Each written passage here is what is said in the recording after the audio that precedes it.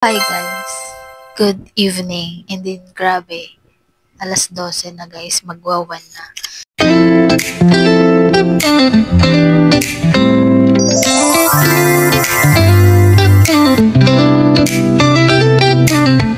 And then ngayon ako magbi-video. Matutulog na kasi ako, pero magbi-video ako, mag-content ako ngayon ng very very saglit.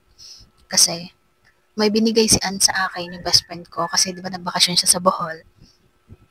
And then, nagbigay siya sa akin ng gift. Kasi alam nyo ba, di ba nga nung nag-travel kami sa Cebu, is bumili din ako ng, tawag dito, souvenir sa airport. And then, nung nagpunta din kami ng Tagaytay, nung dati pa, and then nung Bulacan, ba yun? Pampanga. Nagbili din ako, kaso nawala na siya. So, ang natira na lang sa akin, madami akong binili guys ng mga souvenir pag umaalis, pag nagbabakasyon, or pag may pinuntahan. And then, medyo mahina lang yung boses natin kasi tulog na yung mga kapitbahay natin. And then, pasensya na kayo sa itsura ko guys kasi nga, patulog na ako and then naisip ko lang na mag-video ngayon kasi hindi siya ganun kaingay. So, sana dinig ako. So, while sa Bohol si Ann, dapat sasabihan ko siya na, Day, bilhan mo ko ng souvenir, ganyan. And then, buti na lang, nung nasa airport siya, tinawagan ko siya. And then sabi, tapos siya na mismo nagsabi na, may bibigay daw siya sa akin na souvenir nga. So, ayun. Kung hindi ako nagkakamali guys, ang tawag dito is keychain. So, correct nyo na lang ako if I'm wrong.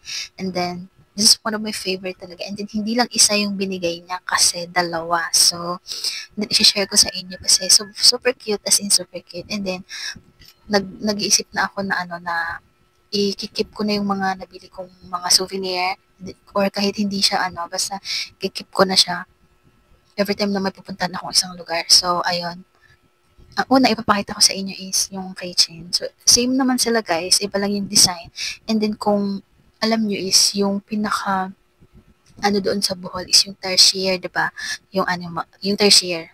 So, ayun, ipapakita ko sa inyo. Super cute. And then, feeling ko ang ganda ko ngayon kahit so, joke lang guys. So, ayan, ipapakita ko sa inyo yung yung binigay na gift sa akin ni Anne. So, thank you so much, Day, kasi dagdag na to sa collection ko. And thank you so much sa gift. Super cute niya talaga na feeling ko parang pumunta na din ako ng Bohol, diba? So, at isa pa, kasali yan sa bucket list natin yung Bohol.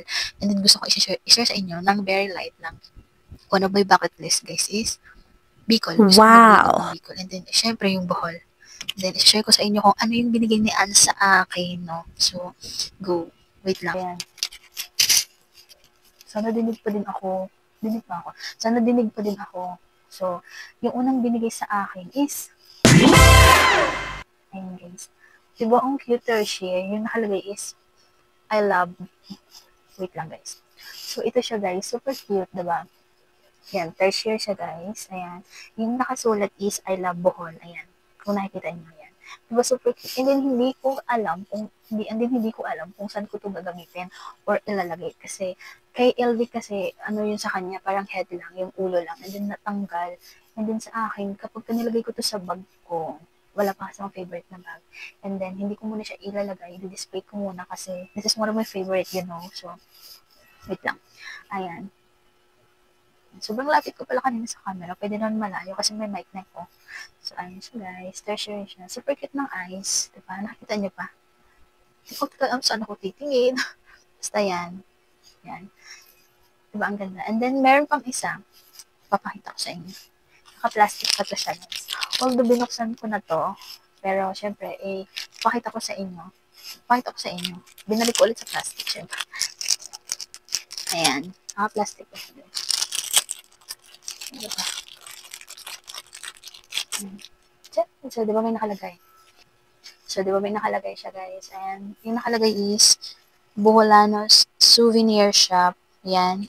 And then, this is a handmade. Gawa talaga siya, guys, sa mga tao. Malamang, handmade na yan. Kote. Yan. And then, ang laman nito, guys, ay, syempre, this common na to siya guys na pero yung nagpunta ako kami ng Cebu and then bumili kami is may ganito ako din kaso yung nakalagay is I love Simala yung simbahan na sikat to sa Cebu Ayan, yung pangarap ko mula ng elementary ako na naririnig ko lang and then hindi ko expect na mapuntahan ko. Di ba grabe sa Lord? At alam niyo ba guys, wait, i-share ko pala sa inyo yung trip namin sa Simala kasi hindi ko pa nagkukwento. Yung ano pala, wait, para mas connect ko. Yung ano pala guys, yung trip namin dun sa Cebu, yung nagpunta kami ng second times, thank you kala tita and then kailaan sa family niya, sa lahat. Kasi ang babait talaga guys, grabe, sobrang bait nila. Hindi talaga yun ano guys, hindi siya planned kasi wait lang, kasi uuwi na kami. Eh, mga the day after tomorrow, uwi na kami noon. And then, habang nagbiyahe kami, nag-uusap kami nila tita na parang, mag-swimming muna tayo ganito ganyan. Parang sabihin, wag na kasi kinabukasan, uwi na din tayo. Parang ganun.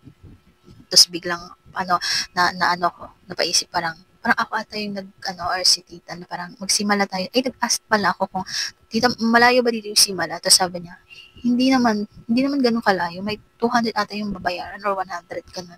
Tapos sabi ko, doon na lang kayo tayo pumunta. O, di ba hindi ko yun plan? And then, yung story niyan talaga, guys, is nung grade 5 ata ako, if I'm not mistaken, is habang nagsakay kami ng bangka, pauwi na kami namin sa barangay kasi nag-ano kami guys, may pinuntahan kami. Pumunta kami sa city. Sorry.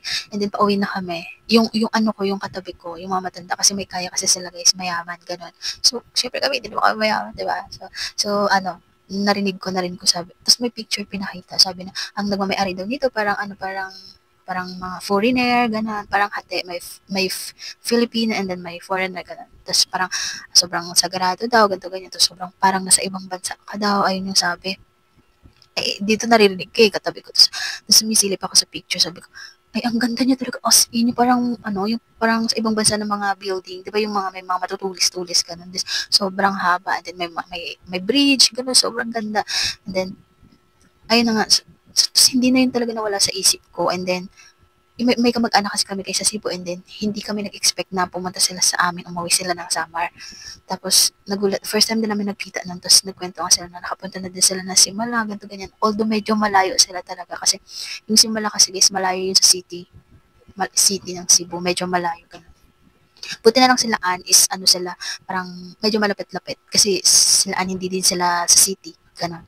So ayun na nga, hindi talaga ako nag-expect guys na makapunta ako doon. Kasi ganito yan.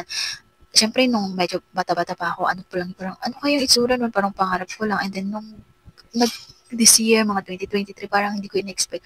Kasi nga, di ba, minsan, yung plano natin, kapag hindi pa binibigay sa atin, parang nakakalimutan natin yun. Lalo pag hinihiling natin, tapos hindi natutupad, parang nakakalimutan natin yun. And then, tapos doon ko lang din naalala na, nung nag-plan na kami magpunta doon, ay hindi, nung inayaan ako ni Anang first time sa Cebu, ng Simala, ng Cebu, hindi ko pa naisip yung Simala. And then, second time namin nagpunta doon, ayun, sumagi sa isip ko. So, ayun, hindi ko na yung planado guys, hindi na yung planado, hindi ko na yung inisip, biglang sumagi lang talaga sa isip ko. Diba, super galing ni God kasi, parang, pag hindi pa talaga binibigay, so it means hindi pa rin para sa'yo, or hindi mo pa kailangan, diba? So, ayun, hindi talaga ako makapaniwala. And then, yun yung one of the memorable things na nangyari sa life ko guys. Kasi, hindi ko kasi, marami na talaga akong naranasan na ganun guys, na parang ngayon, pangarap ko siya, and then parang gusto ko siyang makuha, tapos hindi kaya, ganun, tapos biglang, pagkadating ng ilang years, naghahawakan ko na, nakikita ko na lang mga mata ko, diba? So, grabe talaga si Lord. Ang bait sa akin. Nakakainis. So, ayun guys. So, thank you so much. Siyempre, kila Ann, kila tita, and din sa lahat ng family ni Ann kasi super bait ng guys. Sobrang bait ng family. Kila tita sa lahat. At sa mga pinsan ni Ann. Thank you so much. So, ayun yung story ko guys about Simala. Kasi naalala ko lang meron ako nito. Meron pa ako natira neto. Pero wala na siya. Medyo may na siya guys. Medyo kinalawang na siya. Kasi patagal na yung 2 years na din yun ha. Siyempre, pag hindi mo ginagamit, huwag na natin ituloy. So, paano kung magbubuo na tayo, diba?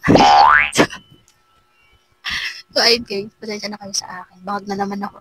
Hindi kasi ako kumain kasi magda-diet ako ngayon lang. Kasi pag may pagkain kasi mas lang hindi ako makatulugan kaya hindi ako bubili ng kailangan ko bukas. Bahala na. Kaya nag-vlog na lang ako. Kasi ma-stress na naman ako na wala akong gagawin. So, ayun na nga. And then katatapos ko lang pala magbasa ng resume ngayon. So, sana matawagan ako.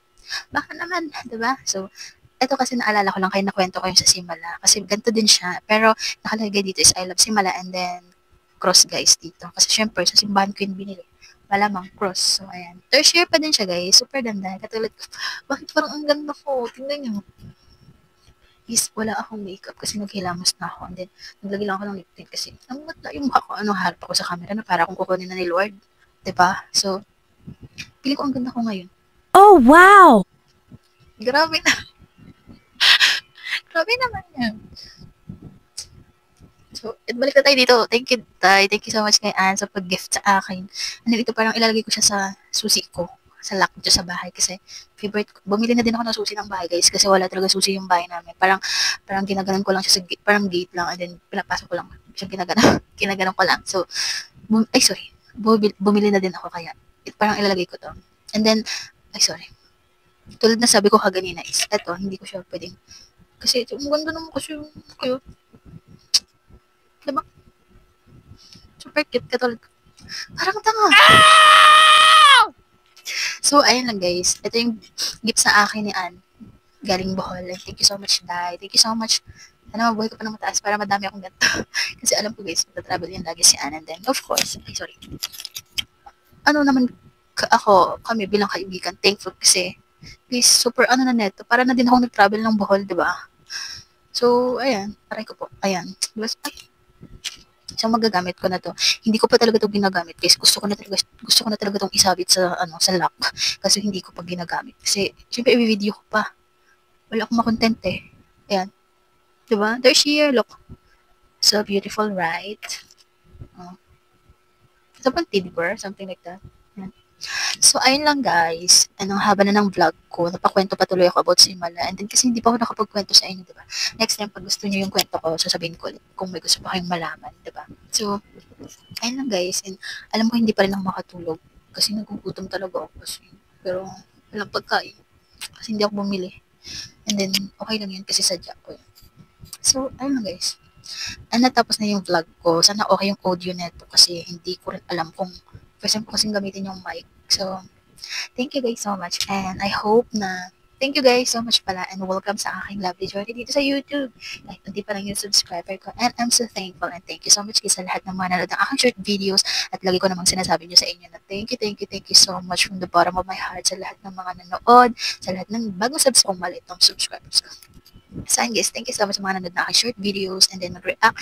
Thank you so much sa mga nag-like and nanood ng aking latest na vlog na medyo mahaba-haba. Thank you guys. Thank you kasi medyo marami-rami yung nanood and I really appreciate it. Thank you guys so much. And then, sana madagdagan din pati yung subscriber ko. So, ay lang nga. Pero of course, kahit wala, okay lang din. Kung meron, okay lang din, diba? So, ayun guys, lagi akong nagpapasalamat sa mga nanonood at nagre-react ng aking video sa YouTube. Kahit minsan nawawala ako sa Facebook. Honestly guys, lagi akong nawawala sa Facebook. Yung public na account ko, lagi akong nawawala kasi nadagdagan kasi yung mga ina-stress ako lalo. And then, so, ayun. So, yung ginagamit ko yung second account ko, doon ako updated na lahat ng sama ng loob ko, lahat ng hinanakit ko sa mundo is doon ko talaga binibigay. Doon ko guys ilalabas yung aking sama ng loob sa mundo, sa sarili ko. At lahat ng kapangitan ng picture ko, doon ko pinopost. So, ayun. May second account ako. And then, unti lang yung friends ko doon. And then, okay lang kasi unti lang nakakalam ng mga ginagawa ko. Kasi, yun lang. So, napapahaba na yung video ko, guys. Thank you so much, guys. And mag-ingat po tayong lahat. And God bless you all. Thank you. Bye-bye.